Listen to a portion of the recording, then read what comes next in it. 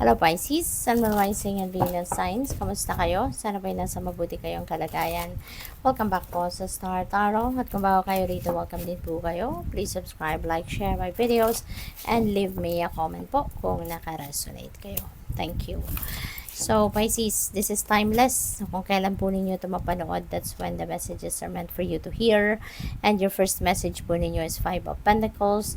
So siguro ang iba sa inyo rito, Pisces, maybe merong struggles related sa pera. You know, baka meron kayong mga financial obligations, may mga bills, tuition fee, na mga bayaran, mga ganon, or baka may mga loans, you know, na kailangan bayaran. Pero at this point, siguro baka kulang pa, no, yung pambayad ninyo. Baka at this point, medyo may shortage pa kayo, no, sa pambayad. So, kaya nagwo-worry ng iba sa inyo dito. So, what else? We have 9 of Pentacles. Look at that. May sagot agad, no? May sagot agad dito sa inyo. Ang 9 of Pentacles. Ayan. So, si 9 of Pentacles kasi, this is about wealth, no? This is about abundance, prosperity. This is wealth. Kaya, kung ano man ito na problema ninyo dito sa pera, matutugunan mo yan, no? Matutugunan mo din kasi the universe is going to send you money, diba?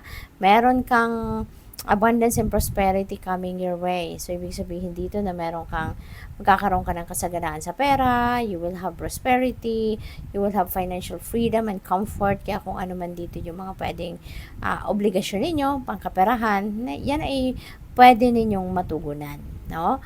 At si 9 of Pentacles, ito yung bunga ng inyong pagtatrabaho, bunga ng inyong pagsisikap. So siguro dadating na din yung sweldo ninyo. Baka meron ditong sitwasyon ng iba sa inyo na kung ilang buwan na hindi pinasahod, tapos ngayon pwedeng makukuha nyo na yung sahod ninyo ngayon na lump sum. Pwedeng medyo malaki-laking amount of money, pwedeng ganun. Or return of investment. Baka nang-invest kayo ng pera somewhere at baka ngayon sakto, diba? Ma-release na yung profit ninyo. So, magkakaroon kayo ng pera. So, what else? We have Knight of Wands. Ayan. So, there is travel dito na pwedeng gagawin kayo. Maybe you are embarking on a travel dito, no? Kaya mag-iingat kayo, have fun and enjoy sa kung ano man ito. Lalo-lalo na mag-iingat kayo kasi parang magmamadali kayo rito, no? Pwedeng super excited kayo sa pupuntahan ninyo. So, it could be anything, you know, it could be related to work, it could be related to money, it could be related to any opportunity dito na baka pwedeng meron kailangan mong puntahan agad, 'di ba?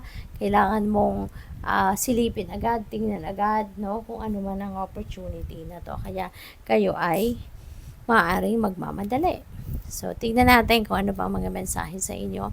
And I would like to say thank you at this point for subscribing to my channel. Thank you po for being here. Thank you for subscribing. And if you haven't subscribed yet, subscribe na po kayo. Thank you. So, tignan natin kung ano pa ang mga mensahe para sa inyo. We have love. Ayan. So, pwedeng self-love ito, no? Pwedeng self-love. Pwedeng in the past, baka mas focus kayo sa pagmamahal sa ibang tao, pag-aasikaso sa ibang tao, and yung sarili ninyo yung least priority ninyo. So, pwedeng may mga ganong sitwasyon ang iba sa inyo in the past. Pero ngayon, maybe things are going to change, things are going to adjust, 'di ba? At siguro ngayon mas pofokusan ninyo muna yung sarili mo over anything or over anyone, no? So, what else? We have trust. Ayan, magtiwala ka, no? Magtiwala ka sa universe. Magtiwala ka na there is a divine plan for each and every one of us. Okay? Even if, kasi parang kinakausap mo dito yung universe, ano? Parang, siguro ngayon, parang nag-ano ka, nakikipag-usap ka sa universe ngayon. And maybe nagsusurrender ka sa ngayon, no? Baka dumaan ka sa isang sitwasyon na parang despite all the efforts na ginagawa mo, parang wala pa rin nangyayari, 'di ba? Parang siguro struggling ka in some areas, katulad ng pera, 'di ba?